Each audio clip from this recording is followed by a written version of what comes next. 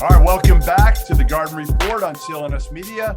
He's Bob Ryan. I'm Jeff Goodman. And listen, it's been a while, Bob. I think it must have happened last week, right after we did our right after Brad Stevens, Trader Brad, wastes no time, and he shuttles out Kemba Walker in his $73 million, whatever it was, over 2 years, and he brings back Al Horford and his $40 million guaranteed. So they shaved some money, and that was the biggest thing here. I didn't think they'd be able to really get rid of Kemba.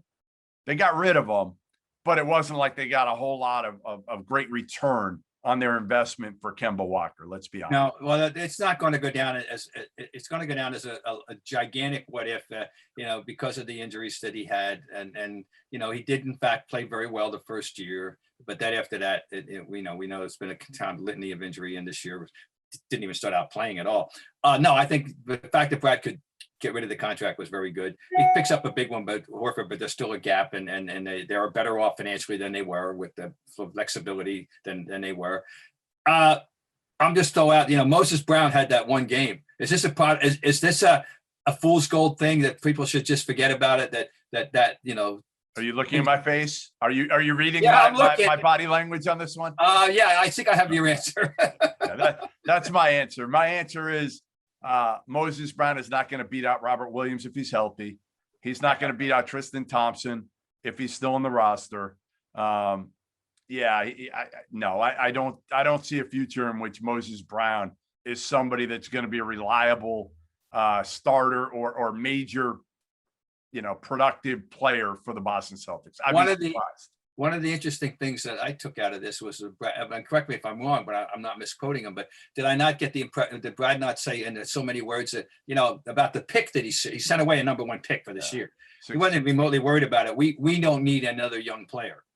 I mean, I get it, but you never want to give away. It's still got value. It's got to it just shows next year. Right. That's kind of why Oklahoma City did the trade, right? They did the trade to get another first round. Well, they were desperate to get another pick. I mean, after all, he only had 17. I believe he was 18. Man.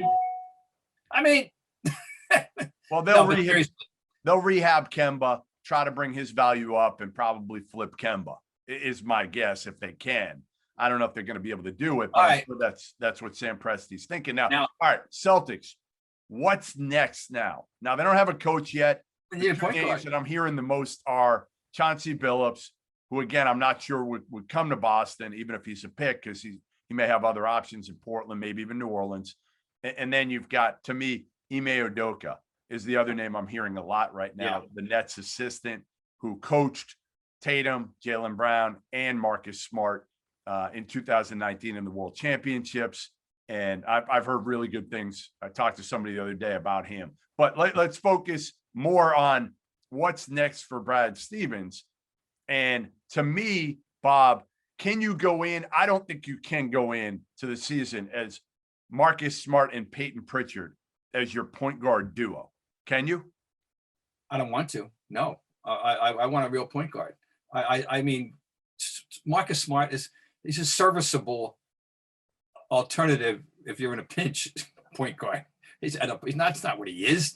I mean, so no. And Peyton Pritchard, I think we've got him slotted. He's going to be around a long time. He's going to be like our friend TJ. He's going to be around a long time.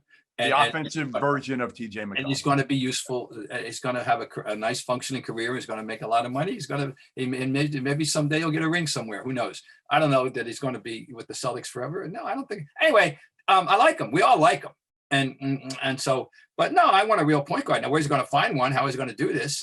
I mean, I got the name for you. I got the name. I don't know if they can get him. I don't know what he's going to command on the open market. Why not go after Kyle Lowry? Ooh, yeah. Okay. Why not? He's tough. He's hard-nosed. You can plug him in. He can make people better. Not a great shooter, but he's got winning DNA.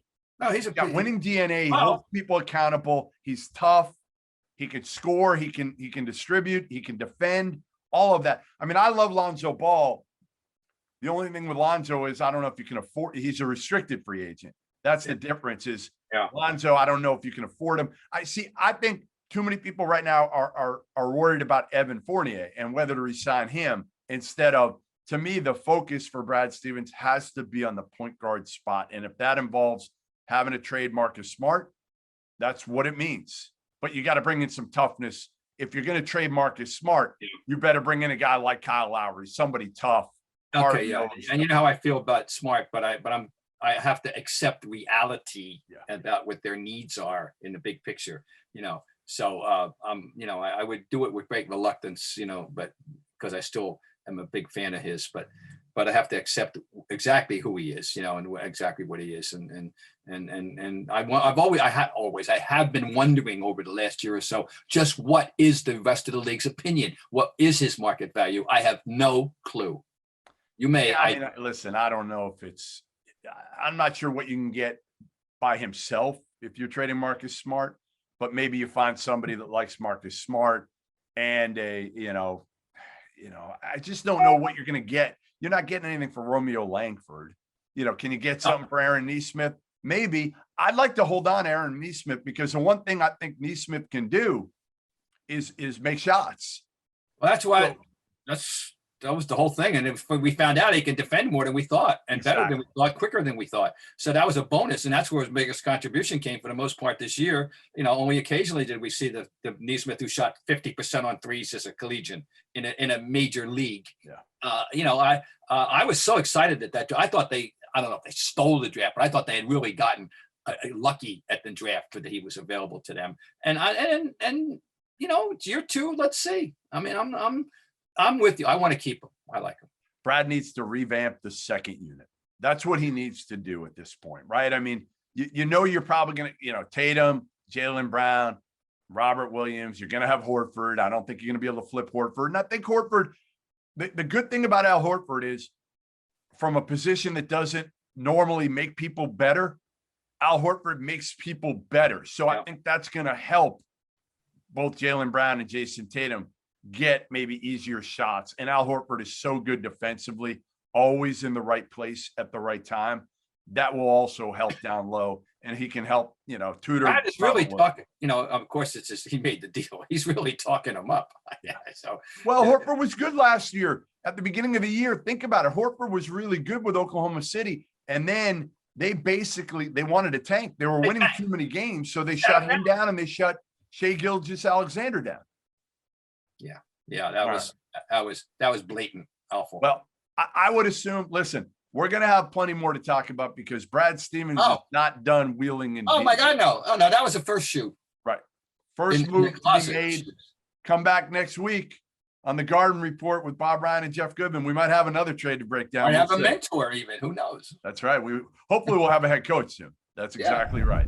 Hi, guys. Cedric Maxwell here. I want to take a minute to tell you about Marigold Medical. I'm used to keeping my body in great shape, but with arthritis, even the most simple everyday tasks became unbearable. As soon as I called Marigold Medical, I knew I was in good hands. No drugs, no surgery, just an experienced team of caring professionals that wanted to get me back to doing the things I love. Make the call to Marigold Medical and get back to pain-free life.